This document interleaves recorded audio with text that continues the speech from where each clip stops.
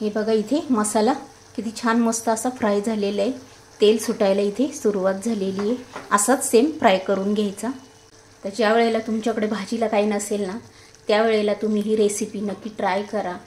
पटकन होते, वेळ पण कमी लागतो आणि मेन म्हणजे दह्यामुळे तर याची चव आहे ना अप्रतिम लागते। सगळ्यात आधी इथे काय करायचं, हा जो पापड आहे ना तो इथे ठेवून घ्यायचा आणि पापड ठेवल्यानंतर ह्याला आहे ना छान असं प्रेस करत करत आपण भाजून घेणार आहोत।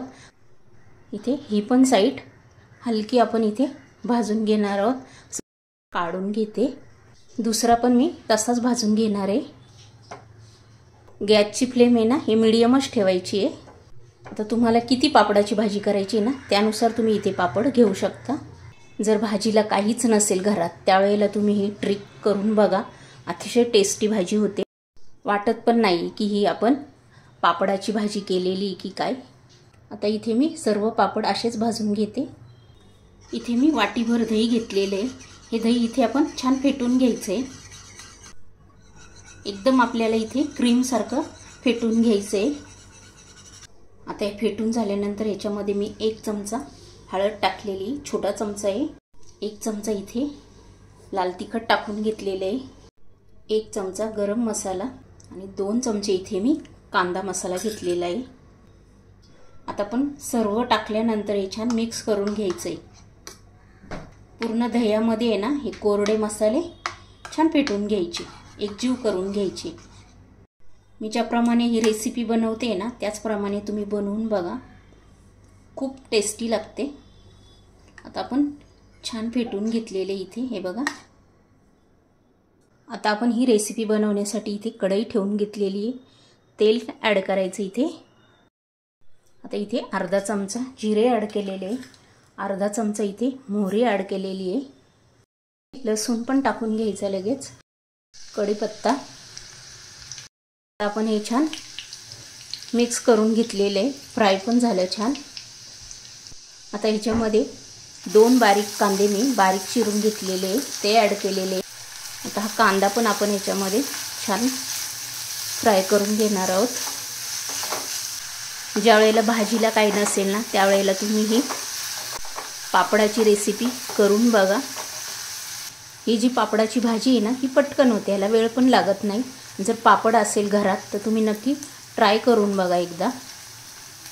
ह्याच्यामध्ये मी आता 1 टोमॅटो ॲड केलेला आहे, तो टोमॅटो पण आपण ह्याच्यामध्ये छान फ्राय करून घ्यायचा आहे। बघा इथे छान असा फ्राय करून घ्यायचा आहे। इथे मीठ टाकून घ्यायचं म्हणजे आपला टोमॅटो पटकन शिजला जातो। कांदा टोमॅटो छान फ्राय होईपर्यंत आहे ना हा पापड जो असतो ना तो असा इथे तोडून घ्यायचा आहे। बघा मी ज्याप्रमाणे तोडते ना त्याचप्रमाणे तोडून घ्यायचं, जास्त बारीक पण करायचा नाही। हे बघा इथे तुम्ही बघू शकता, सेम असा करून घ्यायचा।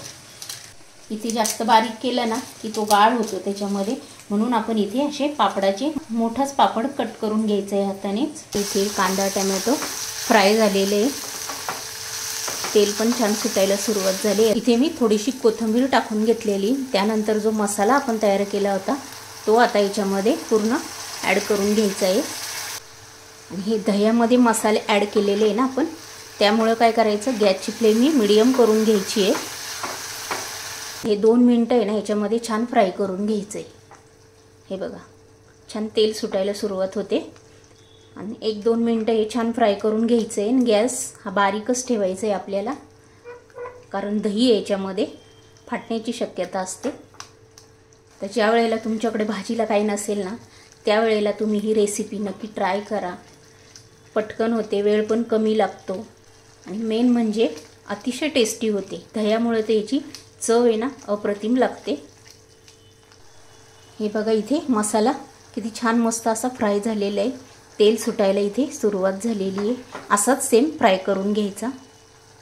आता इथे मसाला छान फ्राय झाला ना की त्याच्यामध्ये ज्या वाटीमध्ये आपण मसाला तयार केला होता ना त्याच्यामध्येच मी इथे अर्धा कप पाणी ॲड केलेले आहे, ते आपण ह्याच्यामध्ये ओतून घेऊया। आता इथे छान उकळी फुटली की ह्या स्टेपला आपण हे जे पापड आहे ना ते ह्याच्यामध्ये ॲड करून द्यायचे।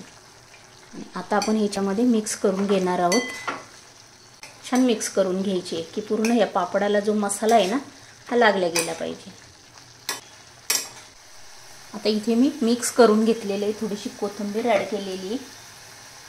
ही जी पापडाची भाजी आहे ना, तुम्ही भाकरीबरोबर, गरम गरम भाकरीबरोबर, चपातीबरोबर खाऊ शकता. अतिशय टेस्टी लागते. नक्की ट्राय करून बघा एकदा.